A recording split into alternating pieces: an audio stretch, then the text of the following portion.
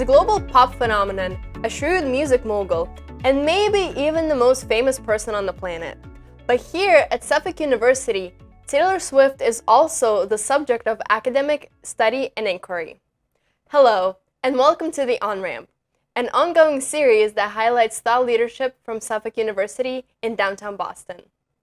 My name is Vasilina Kazakova, and today I'll be speaking with Professor Maria Serraino, a social media instructor in Suffolk's College of Arts and Sciences, who researches and teaches about Taylor Swift. Professor Serraino, thank you so much for being here. Of course, I'm excited. I think the first question many people would have about is this: Taylor Swift, a subject of academic research. Why is that? So I have to admit, when I first started pursuing the avenue of studying Taylor Swift, I did get a little hesitance from people. They assumed, like, okay, why are we studying a pop star?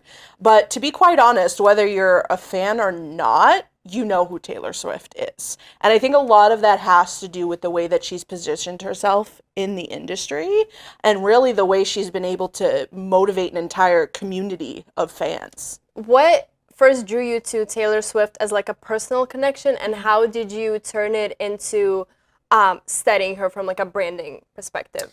So I've been a fan for a while. I'm probably going to age myself for a moment, but Taylor Swift was really one of those first artists that I felt a connection with. So growing up, you really are introduced to artists that your family really listens to, right? That's kind of where your taste comes from. And I just remember being in my bedroom, and for the first time on Radio Disney, which I'm not even sure exists on the radio anymore, one of her first singles, Teardrops on My Guitar, came on. And like instantly I was drawn to that song, and I wanted to know who she was. And at the time she was going on tour with either Rascal Flatts or George Strait. And I begged my aunt, because I was like, this new artist, she's great, I love her, she's the opening act, let's go see her. And I just got one of those kind of like brush offs where my aunt was like, she's just going to be a one-hit wonder. I'm like, no, I'm telling you. Nobody believed me. Nobody believed me at all. Then she slowly started to gain recognition. But in the early years, when you kind of look at her trajectory, it wasn't very popular to be a fan of Taylor Swift. Right. So when we would have those conversations at school, I kind of kept it to myself that I was a Taylor Swift fan. It wasn't really something that you really talked about openly. It wasn't good taste, apparently, to be a fan. But what really drew me to the shift in terms of like academically was during the pandemic. So again, I was always a very loyal fan, but during the pandemic, when she dropped those two surprise albums, Folklore and then Evermore, there was like this sudden shift amongst the music community where they started taking her seriously, and she's now more popular than she ever was before. Absolutely. So like 13-year-old me is very excited that people are finally seeing what I've been seeing all of these years. No, that's awesome. And she obviously managed to create like a community that has significant power. How do you think she was able to do that? So there's a couple of different ways, like how she has tapped into what people now identify themselves as Swifties. So kind of like this fandom community.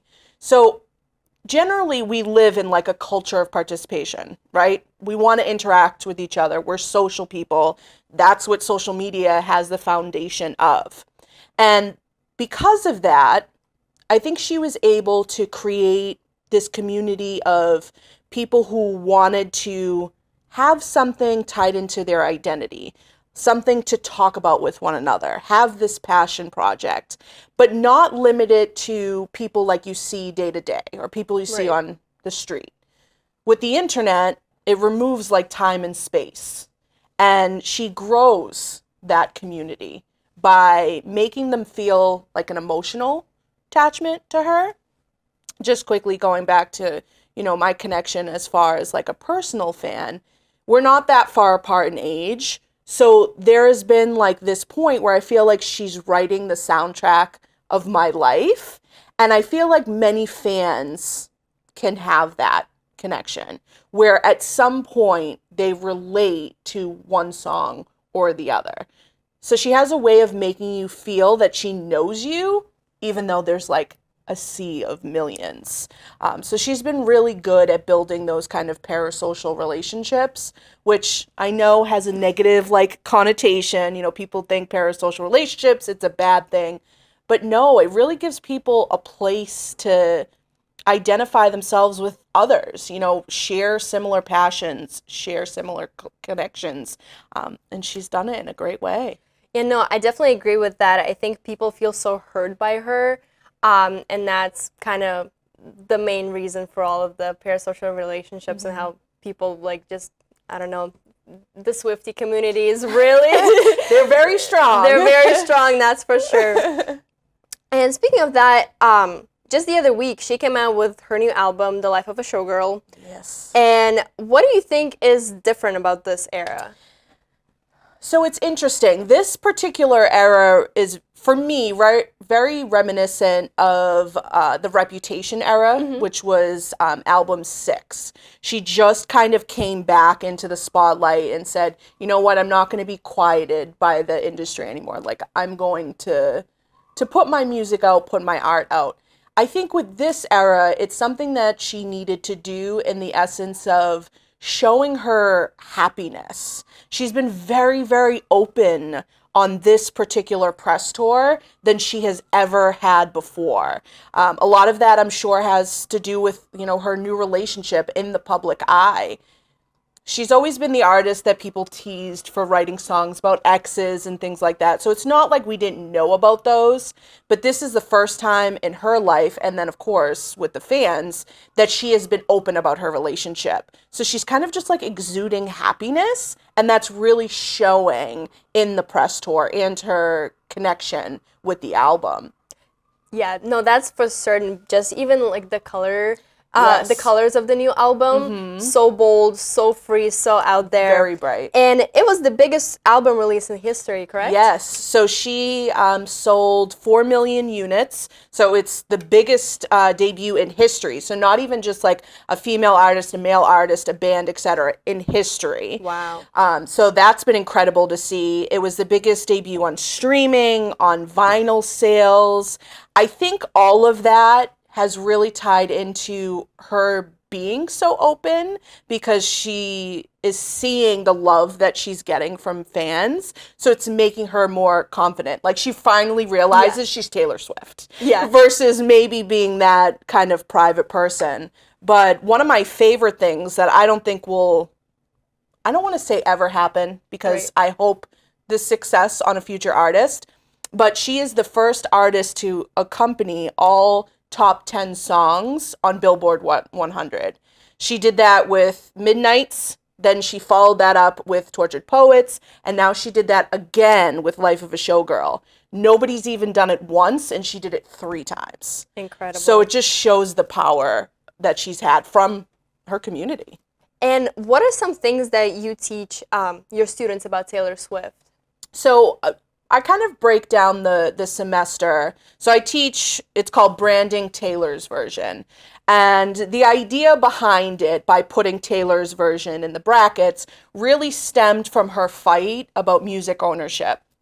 So I remember pitching this class to my then boss at the time and saying, I really want to call it Branding Taylor's Version. And he's like, but I don't get it. I said, that's okay. That's the point. But fans, branding, trust me, it needs to stay Taylor's version. So that kind of stemmed from when she no longer, or she never owned her masters. And that's really important for artists to own their work.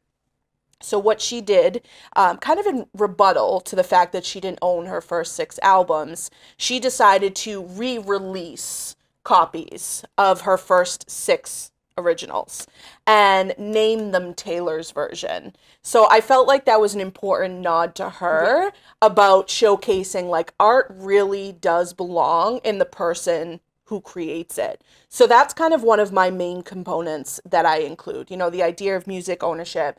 Art is so important to the person who creates it.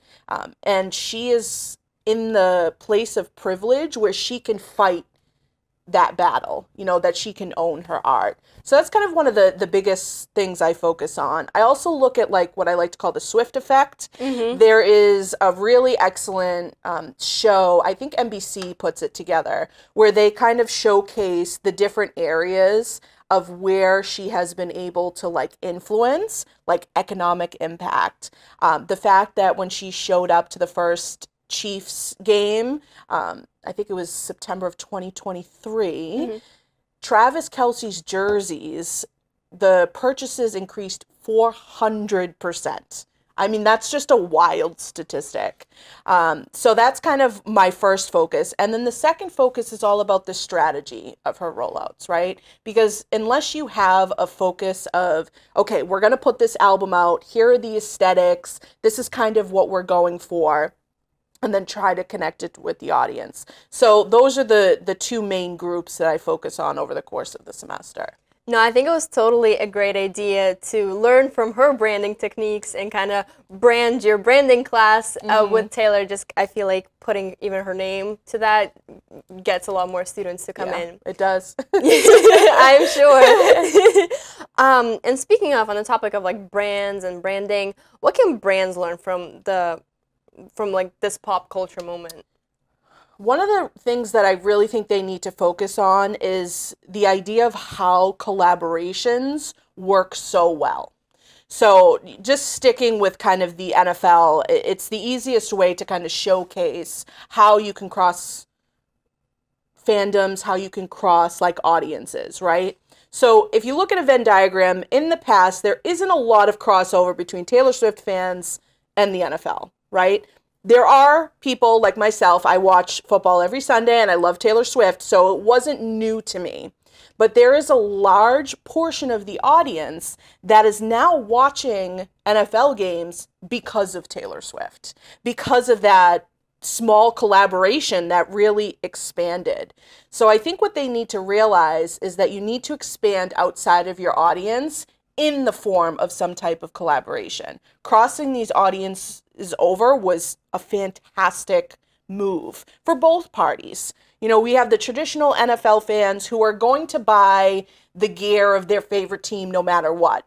But then you have kind of this whole other sector that might not be involved in the NFL, but they're going to be purchasing items for the fans of a specific team, specific player, etc. And what better way to make it known by having a large collaboration like that? So I think she has been a really good example of kind of introducing things to a new audience. So something continues to grow instead of, you know, staying the same.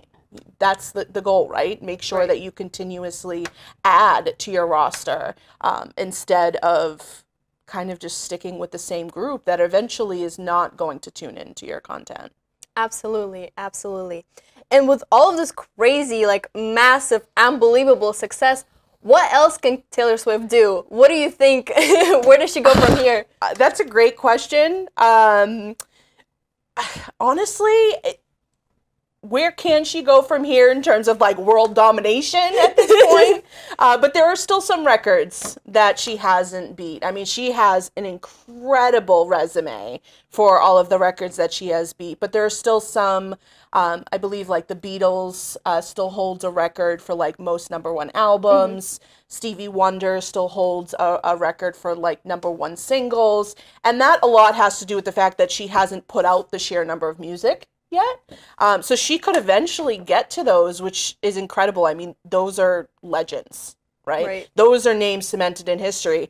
And quite honestly, I believe Taylor's name will be cemented in history. Oh, for sure. I truly feel privileged being alive at the same time as her, you know, just not just enjoying her music, but seeing her impact on the industry, on people. So my children's children's children will probably be talking about her. No, for sure. And I think also for those looking to get into that industry is absolutely so inspiring to learn from her. And I think the class that you pitched and now teach is an incredible opportunity for that. So thank you so much for joining me today, and thank you for joining us. We'll see you next time on the On-Ramp.